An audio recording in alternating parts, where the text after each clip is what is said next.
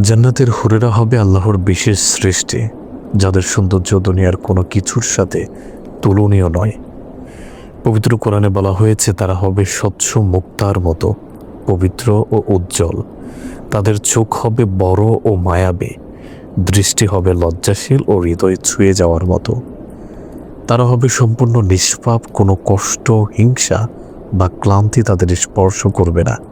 তাদের সৌন্দর্য হবে চিরস্থায়ী, কখনো বার্ধক্য বা পরিবর্তন আসবে না।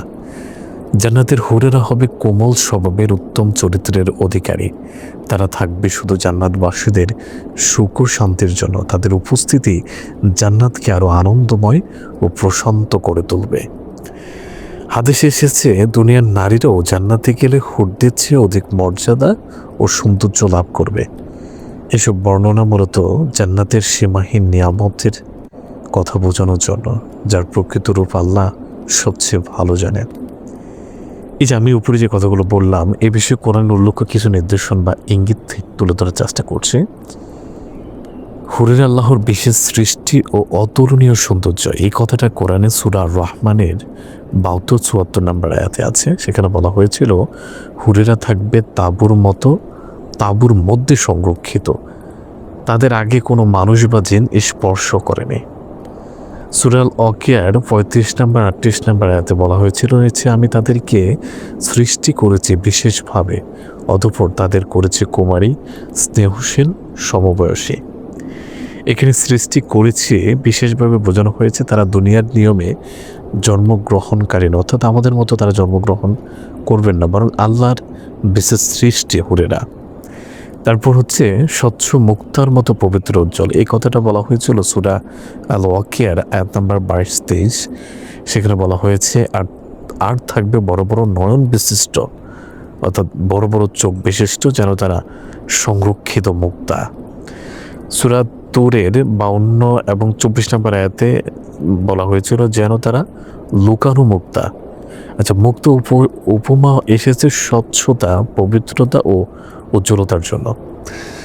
বড় মায়াবী ও লজ্জাশীল চোখ, এই কথাটা কোরআনের সূরা আস-সাফফা আয়াত নাম্বার ৩৭ এবং ৪৮ নম্বর আয়াতে বলা হয়েছে। সেখানে বলা হয়েছিল তাদের সঙ্গে থাকবে লজ্জানত বড় বড় চোখওয়ালা।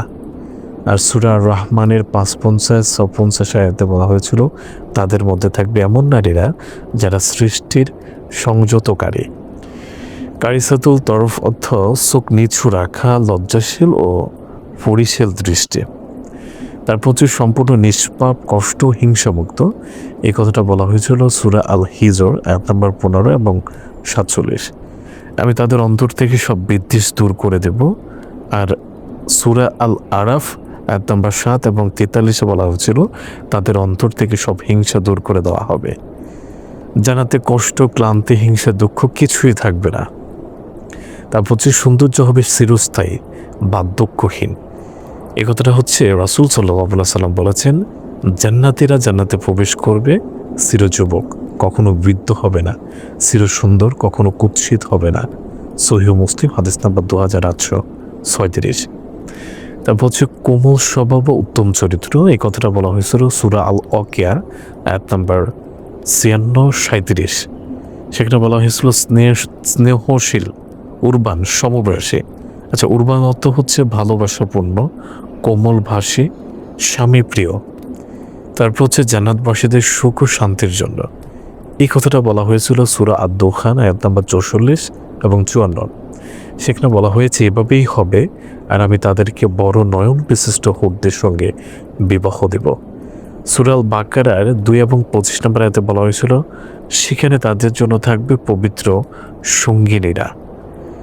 তারপর দুনিয়ার নারীরা জান্নাতে হুরদের চেয়ে উত্তম হবে, এটা বলেছিলেন রাসূলুল্লাহ সাল্লাল্লাহু আলাইহি ওয়াসাল্লাম। তিনি বলেছেন দুনিয়ার নারীরা জান্নাতের হুরদের উপর এমনভাবে শ্রেষ্ঠ হবে যেমন বাহ্যিক পোশাকের উপর অভ্যন্তরীণ আস্তরণ শ্রেষ্ঠ।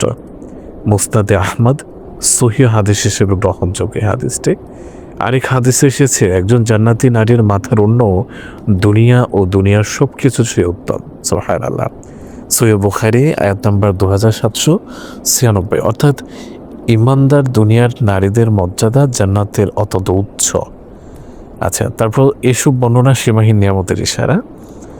কোরআনের সূরা আস-সিজদা আয়াত নম্বর 32-17 কোনো প্রাণী জানে না তাদের জন্য কি কি নয়ন শীতল প্রতিদান গোপন রাখা হয়েছে। সুবহানাল্লাহ।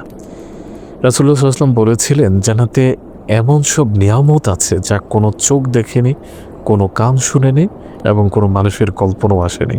সহিহ বুখারী ও মুসলিম। আমি যতটুকু পড়েছি, আমি যতটুকু সংগ্রহ করেছি, এতটুকু থেকেই এই কথাগুলো বলা। ভুল হয়ে থাকলে ক্ষমা করবেন। এখানে লাস্টে যে কথাটা বলা, রাসূলুল্লাহ সাল্লাল্লাহু আলাইহি ওয়াসাল্লাম বলেছেন জান্নাতে এমন সব নিয়ামত আছে। আমি একটু আগে যা যা নিয়ামতের কথা বলেছিলাম, তারপরও রাসূলুল্লাহ সাল্লাল্লাহু আলাইহি ওয়াসাল্লাম বলেছেন যে জান্নাতে এমন সব নিয়ামত আছে যা কোনো চোখ দেখেনি, কোনো কান শুনেনি এবং কোনো মানুষের কল্পনাও আসেনি। সুবহানাল্লাহ, সুবহানাল্লাহ। অতএব আমি যা নিয়ামত বলেছি সেগুলো তো অবশ্যই অবশ্যই অবশ্যই হবে। এর চেয়েও কঠিন নিয়ামত আমাদের জন্য অপেক্ষা করছে যদি আমরা আল্লাহর সন্তুষ্টি নিয়ে কবরে যেতে পারি এবং আল্লাহর সামনে উপস্থিত হতে পারি এবং মহান আল্লাহ যদি আমাদেরকে জান্নাত দান করেন।